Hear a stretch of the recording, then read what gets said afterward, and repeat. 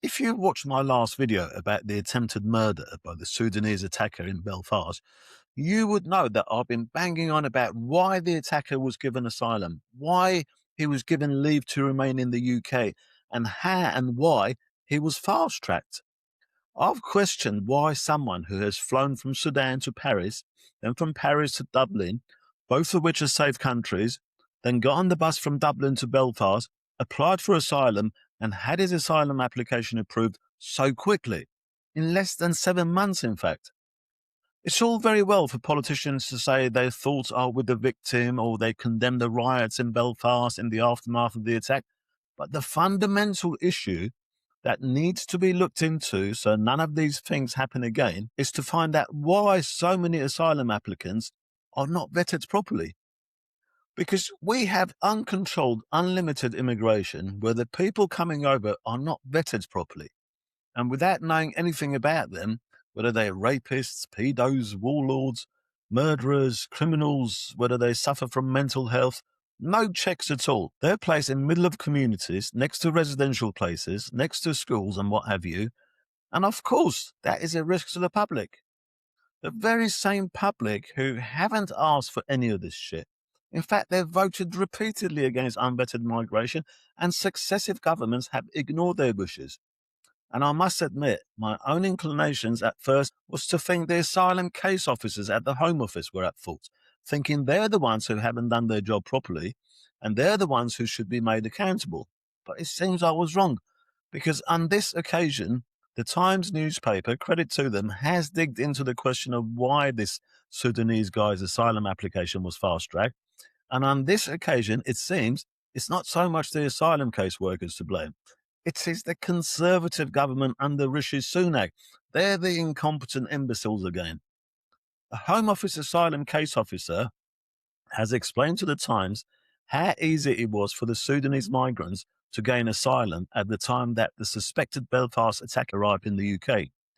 Speaking on the condition of anonymity, the case officer whistleblower told the Times that he and his colleagues were encouraged to fast track the asylum claims from countries such as Sudan, and that the vast majority of claims were granted with a 96% success rate.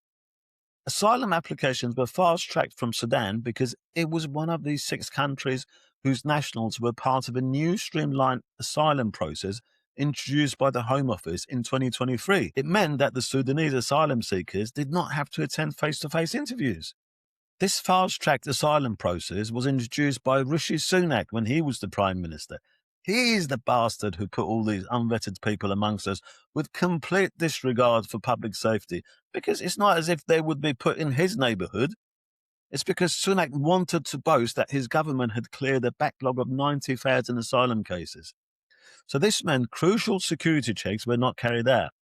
The caseworker told the Times that Sunak's target also placed huge pressure on decision makers to speed through the claims. Staff were set productivity goals. The more and the quicker they approved, the more bonus they got. The whistleblower told the Times that 2023 was the easiest time to get granted asylum as a Sudanese claimant, adding that staff were falling over themselves to grant asylum to Sudanese applicants. It wasn't about good decisions, it was about hitting targets. Whistleblower told the Times that the Belfast attacker would have been a double whammy because he would have sent an individual caseworker's productivity through the roof. Everyone wanted a Sudan claim on their desk to hit their target, and then suddenly, Sudan claims got a reputation for being easy, and the more Sudanese cases got granted, the more were flooding in. It just makes sense, doesn't it? No one wanted to miss the gold rush, as the case officer whistleblower put it. Never mind whether the claimants were rapists and murderers, they were putting them in the middle of the communities, endangering our women and children.